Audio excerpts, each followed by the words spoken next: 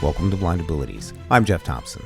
Continuing on from White Cane Day 2025 at the state capitol of Minnesota, once the event was winding down, all the patrons headed on down the road, navigating sidewalks and crosswalks and going into the Department of Transportation, where a special event was being held with representatives from blind sports and blind activities, and even a White Cane Repair Center. So let's kick it off with Jenny and Abdi, two orientation and mobility instructors from State Services for the Blind in Minnesota. So in this room, we've got a blind recreation fair where we have representatives from the Minneapolis Parks and Rec. We have blind sailing, all sorts of different recreation groups that some people might not know is out there. And at the far end of the room where we are, we've got a cane restoration station, which is through an organization called You Cane Give that sends canes all around the world to be used, and maybe Abdi can speak a little bit more about that.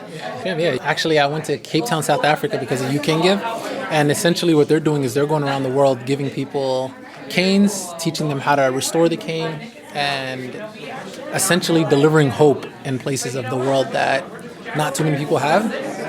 And I think that's the most important part of the White Cane Day, is all about hope, right? This cane, this simple thing that was invented hundreds of years ago is such a marvelous deliverance of hope that we're just trying to celebrate that, which is don't shy away from it.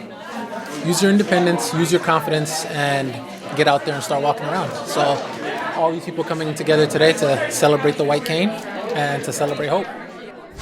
So we are the Minneapolis City Parks. We have two tables here.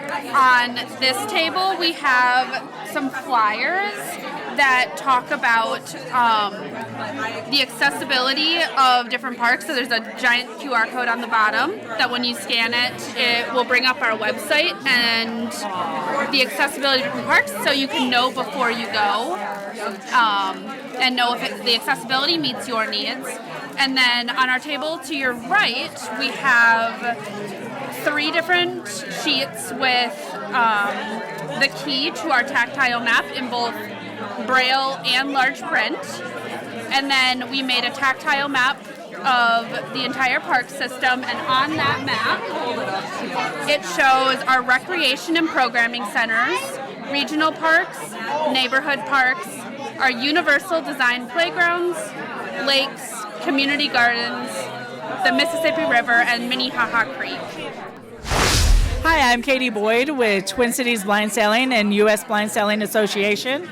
I am here at an event, and we're here to promote blind sailing and teach people that are blind, low vision, how to sail, how to rig, how to do whatever they want on a boat. We do racing, we do cruising at your own pace, solo sailing. We have youth camps. We are currently trying to get it into the 2032 Paralympics. So if you're interested in anything water, feel free to go to our website, twincitiesblindsailing.org or us-blindsailing.org. We have blind sailing in Duluth. We have blind sailing in Colorado, New York, and Jacksonville, Florida. So feel free to reach out. Where there's water, there you are. Exactly. If there's water, there's a way to sail. You just did a great event up in Duluth with Duluth Lighthouse. Yes. Yeah, the Lighthouse is great. It's a great partner. Duluth is great because you're learning how to sail. And the whole point is, you don't have to be stuck in this box of, sailing. You can only sail here. You can only sail on these boats. So if you decide you want to sail on a bigger yacht, 50-foot yacht, that can happen. If you want to sail on a boat that's 17-foot, anything people want, it's up to them. I feel like it's my job to say, here it is, do you want it? And then we can make it happen. So, yeah. Thank you for what you're doing. Yeah, no, it's nice seeing you again.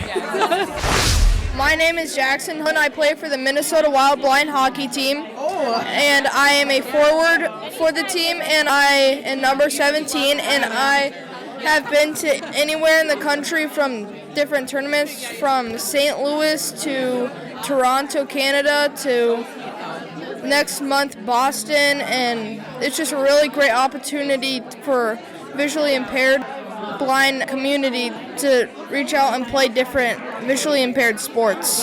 4 years, huh? Yep, 4 years. You like it? Yeah, I love it.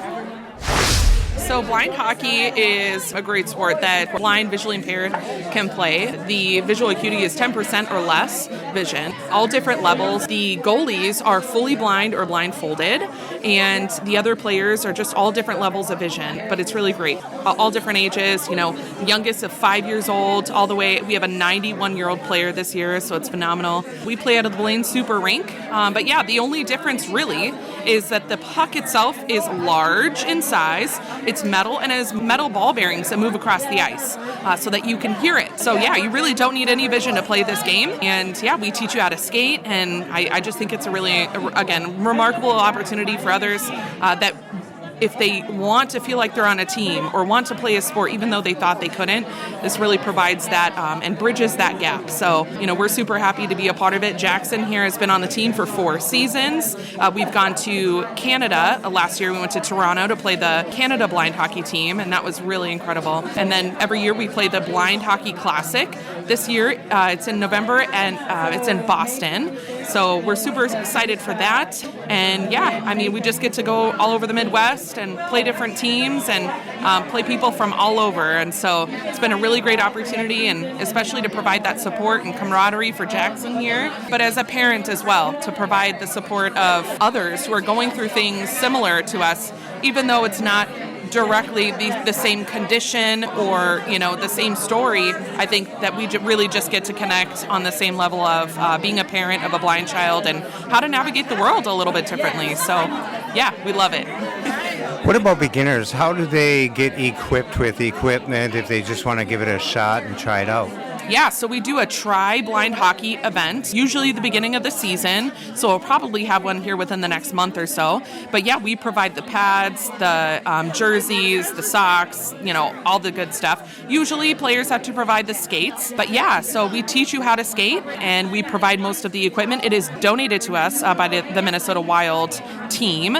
So yeah, we love that. We can provide that to players. All right. And how can they get a hold of you? So you can find us on mnwildblindhockey.com. That's our website. And then you can communicate with us at the bottom there. And yeah, you can reach out to us either way, and we'd be happy to get you signed up and get you started. All right. Let's play hockey. Let's play hockey. Phil Sporer. And I'm Jordan Strom.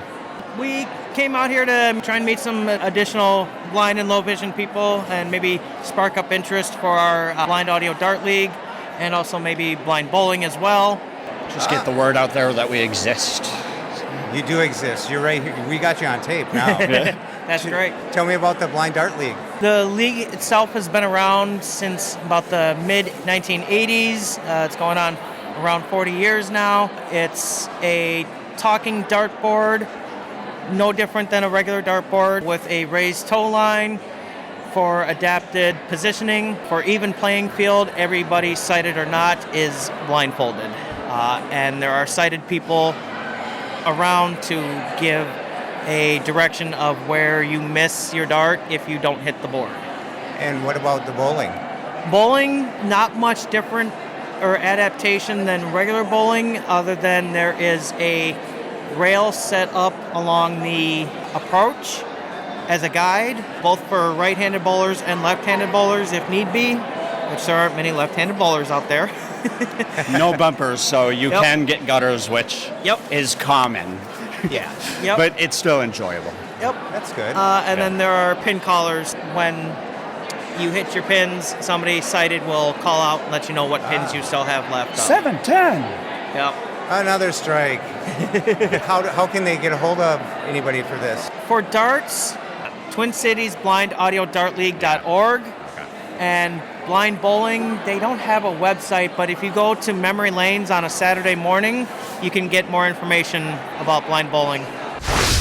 Another adaptive sport is beep baseball, and the Minnesota Millers were not able to attend this event, but you can find out more about beep baseball in Minnesota at mnmillers.org. That's mnmillers.org. They hold spring training camps for kids And actually, Beat Baseball is for everyone, whether you're a youth, adult, or a senior. There's something for everyone. And Beat Baseball is a sport that uses an adaptive ball that beeps. It's pitched to the player, hits the ball, and you run to the first base or the third base, which has an audible sound on it. And there's a defense in the field too. There's lots of events all spring, summer, and fall. They've even gone to the world tournaments a few times. Check them out on the web at mnmillers.org or send them an email at info@mnmillers.org. Another adaptive sport is goalball, and this is a sport that the United States has won many medals in the Paralympics. Minnesota State Academy for the Blind has a team, and they travel all across the Midwest playing teams of other states, and it is very popular around the Minneapolis area. You'll find a lot of activity at the Courage Center here in Minneapolis. So if you're interested in getting some activity, getting out in the fresh air, be sure to contact the sport or activity of your interest. And you can find all the links in the show notes. And hopefully, we'll see you out there on the lake, on the court, on the field, or even on the rink. There's something for everyone. Yeah, we had great membership this year. We took a group up to Duluth as well for the first time, so we went out on the big lake, which was awesome. I basically just got involved with sailing, and I love it so much. If there's more opportunities to sail, I will. And more opportunities to introduce other people to sailing, then that's awesome for me. To find out more about all the programs at State Services for the Blind, contact Shane.DeSantis at state.mn.us. That's Shane.DeSantis at state.mn.us. Be sure to contact your State Services for the Blind, your voc rehab, and find out what they can do for you. Live, work, read, succeed. When we share what we see through each other's eyes, we can then begin to bridge the gap between the limited expectations and the reality of blind abilities. And the realities of blind abilities.